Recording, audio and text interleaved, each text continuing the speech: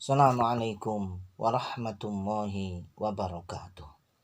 Bismillahirrahmanirrahim. Alhamdulillah. Wassalatu wassalamu ala rasulillah wa ala alihi wa sahbihi wa man tabi'ahu bi ihsanin ila yaumil qiyamah. Amma ba'du. Allahumma salli ala nabi al-hashimi Muhammadin wa ala alihi wa sallim taslima. Sahabat YouTube yang berbahagia, ini adalah bagian keempat dari faidah salawat. Insyaallah pada bagian keempat ini kita mulai dari faidah ke-31 sampai faidah yang ke-42. Faidah yang ke-31 dari salawat kepada Nabi sallallahu alaihi wasallam adalah annaha sababu rahmatillahi azza wa jalla. Salawat ini menjadi sebab datangnya rahmat Allah azza wa jalla. Apa itu rahmat? Di dalam kitab Tafsir Al-Kabir wa Mafatihul Ghaib yang ditulis oleh Imam Fakhruddin Ar-Razi, di situ disebutkan bahwa rahmat itu intinya ada dua. Satu, dikabul hajat. Yang kedua adalah dijauhkan dari yang dikhawatirkan, dari bencana, musibah, dan lain sebagainya.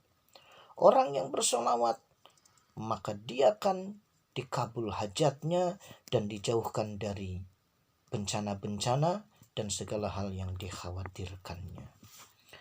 Sallallahu ala Muhammad, sallallahu ala Muhammad, sallallahu ala Muhammad, sallallahu ala Muhammad. Faidah yang ke-32 dari salawat adalah annaha sababun lil barakah. Salawat ini menjadi sebab mendatangkan barokah. Barokah itu apa? Barokah itu adalah ziyadatul khair, kata Imam Al-Ghazali, ala ma thabata fihil khair. Barokah itu bertambahnya kebaikan pada sesuatu kebaikan. Jadi dengan kata lain, barokah ini adalah efek positif dari kebaikan. Sedekah itu baik. Setelah sedekah kita diselamatkan. Setelah sedekah disembuhkan penyakit. Setelah sedekah ditambah rezeki. Maka berarti sedekah kita itu mendatangkan barokah. Salawat itu mendatangkan barokah. Kita belajar mendapatkan ilmu. Apakah ilmunya ini bermanfaat atau tidak? Nah, orang yang banyak bersolawat, maka hidupnya akan barokah. Dia punya ilmu, ilmunya menjadi banyak bermanfaat kepada orang lain. Karena dia barokah. Sallallahu ala Muhammad, sallallahu ala Muhammad, sallallahu ala Muhammad, sallallahu ala Muhammad. Yang ke-33, annaha sababun lidawami mahabbatihi sallallahu alaihi wasallam wa ziyadatiha wa tadhu'ufiha. Salawat menjadi sebab kita menjadi terus mencintai Nabi. Tambah cinta, tambah berlipat-lipat cintanya kepada Nabi sallallahu alaihi wasallam. Jadi dengan rutin, dengan memperbanyak membaca salawat, maka kita menjadi semakin cinta, terus mencintai Nabi, semakin tambah cinta kepada Nabi sallallahu alaihi wasallam. Sallallahu ala Muhammad, sallallahu ala Muhammad, sallallahu ala Muhammad, sallallahu ala Muhammad. Yang 34, faidah salawat adalah annaha sababun limahabbati rasuli sallallahu alaihi wasallam. Salawat ini menjadi sebab cintanya Rasulullah lil musalli alaihi, kepada orang yang bersolawat. Jadi kalau kita sering bersolawat, maka Rasulullah kemudian rindu, cinta kepada kita yang bersolawat. Maka ruh Rasulullah akan datang ingin melihat kita. Maka ruh Rasulullah masuk ke dalam mimpi kita, sehingga ruh kita bertemu dengan ruh Rasulullah sallallahu alaihi wasallam. Sallallahu ala Muhammad, sallallahu ala Muhammad, sallallahu ala Muhammad, sallallahu ala Muhammad. Yang ke-35, faidah salawat adalah sababun lihidayatil abdi wa hayati qalbi. Salawat bisa menjadi sebab seseorang mendapatkan hidayah dan seseorang hatinya menjadi hidup. Jadi kalau orang jauh dari Allah, tidak mau dekat dengan Allah, tidak mau beribadah kepada Allah, boleh dimulai dengan banyak baca salawat dulu. Insya Allah dia akan mendapatkan hidayah. Jadi pengen ibadah, pengen taubat, pengen memperbaiki diri, pengen ninggalin dosa, itu adalah barokah dari salawat. Dan hatinya menjadi hidup. Tadinya hatinya mati, tadinya hatinya sakit, tapi dengan bersolawat hatinya menjadi hidup, bercahaya. Nah, ini adalah barokah solawat. Faidah solawat ke-35. Sallallahu ala Muhammad, sallallahu ala Muhammad, sallallahu ala Muhammad, sallallahu ala Muhammad. Faidah ke-36, salawat menjadi sebab seseorang disebut di sisi Nabi sallallahu alaihi wasallam. Jadi ketika kita bersolawat, nama kita itu disebut oleh malaikat di hadapan Rasulullah. Ya Rasulullah, umatmu yang bernama Fulan bin Fulan bersolawat kepadamu. Maka Rasulullah akan menyebut kita, mendoakan kita, supaya kita mendapatkan rahmat Allah. Bahkan bukan hanya kita, tapi nama Bapa kita juga disebut di hadapan Rasulullah sallallahu alaihi wasallam oleh malaikatnya. Sallallahu ala Muhammad, sallallahu ala Muhammad, sallallahu ala Muhammad, sallallahu ala Muhammad. Faidah ke-37, annaha sababun litathbitil qadam.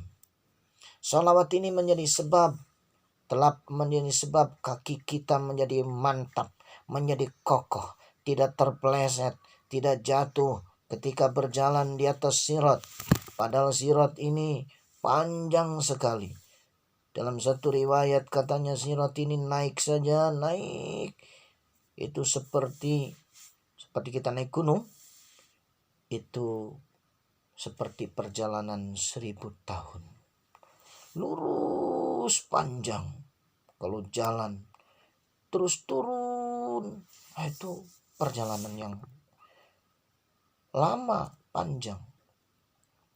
Dan jembatan ini kecil, lebih tajam daripada silet, daripada pisau cukur yang tajam. Maka orang yang ahli bersolawat akan diselamatkan oleh Allah, sehingga kakinya kokoh, tidak terpeleset, tidak jatuh ketika berjalan di atas sirat. Sallallahu ala Muhammad, sallallahu ala Muhammad, sallallahu ala Muhammad, sallallahu ala Muhammad. Yang ke-38, salawat ini merupakan bentuk syukur nikmat kita dengan Rasulullah SAW. Jadi Rasulullah telah membawa wahyu dari Allah, membawa hidayah, petunjuk dengan berbagai pengorbanannya. Maka kita bersyukur, berterima kasih kepada Rasulullah. Di antara bentuk syukurnya adalah bersalawat kepada Nabi Sallallahu Alaihi Wasallam. Sallallahu ala Muhammad, sallallahu ala Muhammad, sallallahu ala Muhammad, sallallahu ala Muhammad. Yang ke-39, salawat ini mengandung zikir kepada Allah, syukur kepada Allah, dan mengenal nikmat Allah. Karena ketika orang bersolawat, dia memohon kepada Allah. Sallallahu ala Muhammad misalnya. Ya Allah, limpahkan rahmat kepada Nabi Muhammad. Dia meminta kepada Allah, memohon kepada Allah supaya melimpahkan rahmat. Jadi salawat ini adalah menyebut Allah, zikir kepada Allah, memohon kepada Allah, doa supaya Allah melimpahkan rahmat untuk Nabi Sallallahu Alaihi Wasallam. Sallallahu ala Muhammad, sallallahu ala Muhammad, sallallahu ala Muhammad, sallallahu ala Muhammad. Yang ke-40,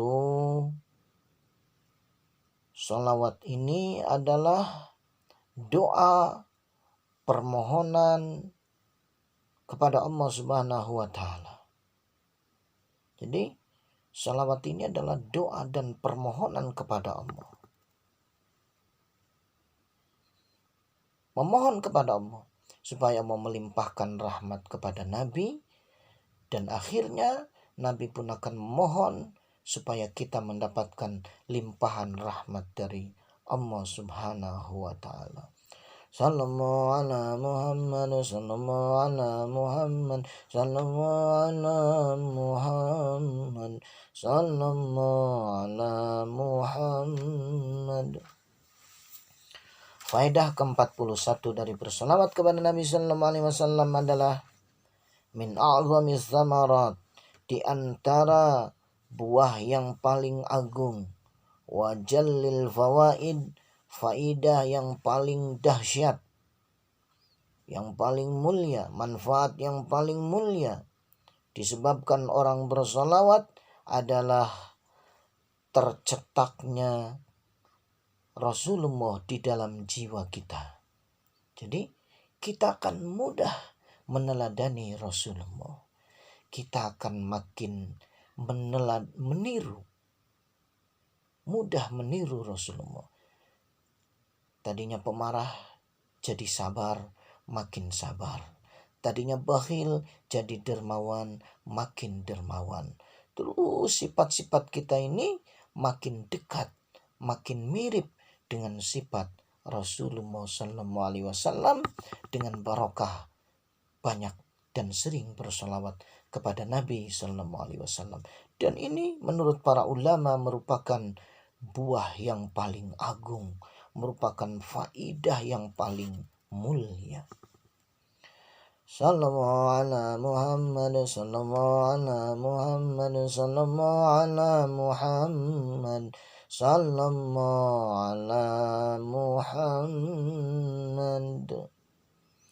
Yang terakhir, faedah yang terakhir, faedah yang ke-42, bahwa banyak bersolawat kepada Nabi.